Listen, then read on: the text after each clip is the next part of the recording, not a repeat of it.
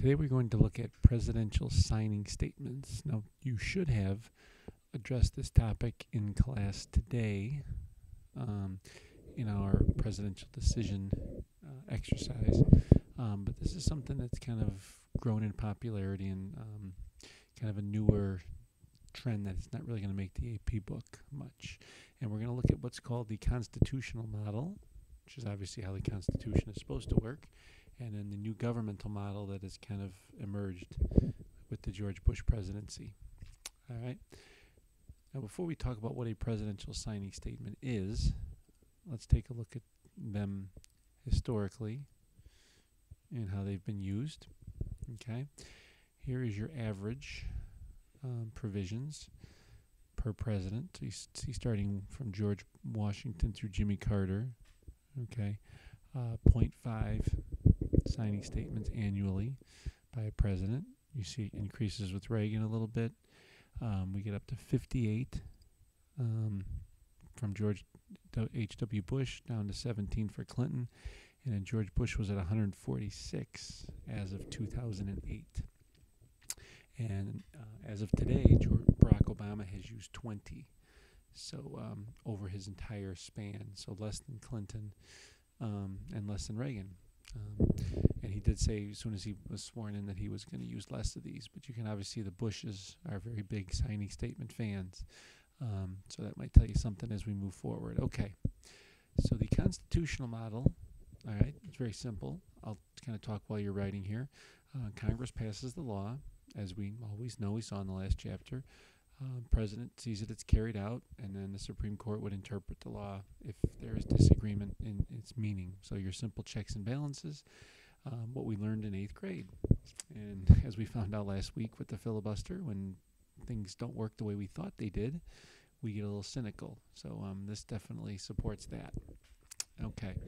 Now the new government model, all right, Congress enacts the laws, and then the president decides how to enforce them and how to interpret them. Now, earlier we've learned how the presidency has grown in power over time through informal powers and just the expansion of the office. So this is another means for that, because basically if a president wants to do something, his popularity and his political capital will determine if he's able to do that. So in this case, a president would decide how and if he's going to enforce and interpret different laws. And what this means is the presidents have acquired a lot of power that is not specifically in the Constitution. An example with Obama that we can talk about is immigration. Immigration law says that, illegal immigrants will be deported, blah, blah, blah. Well, he came out this year and said, well, he's not going to enforce that, and he's not going to deport anybody that is a minor whose parents were illegal, for example. So that he's kind of implementing the DREAM Act through his executive order and his interpretation of that law. All right. So and this happened with Bush. It's happening with Obama. It's probably here to stay. All right. So what a signing statement is when the president signs the bill into law, he would give a comment or a written statement on the law that will explain his interpretation of the language. So basically, here's how I interpret what you passed, and here's how I'm going to enforce and interpret the law. Even though Congress has said one thing, I'm going to do it a little differently. Okay? It kind of acts as a line item veto. Now, he's not crossing off things in a bill. He's not vetoing anything in a bill, but he's just deciding that he's going to enforce or not enforce certain provisions. Okay? So then pursuant to that, the presidents can announce what they're going to follow and what they're not going to follow according to what Congress intended.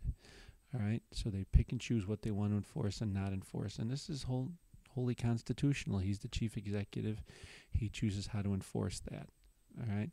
And like anything else, if the president has popularity and has Congress on his side, he's allowed to do this. But this does set up grounds for impeachment and possible conflicts with Congress as they do more and more of these. Now, nothing has happened yet, but Congress has been pretty weak and has low public opinion. It'd be pretty hard for them to go after a president. Okay, I've put a video from the Daily Show on Moodle that you might want to look at when President Bush did a few of these signing statements. with some defense bills in Iraq. And John Stewart explains it pretty well too, probably better than me.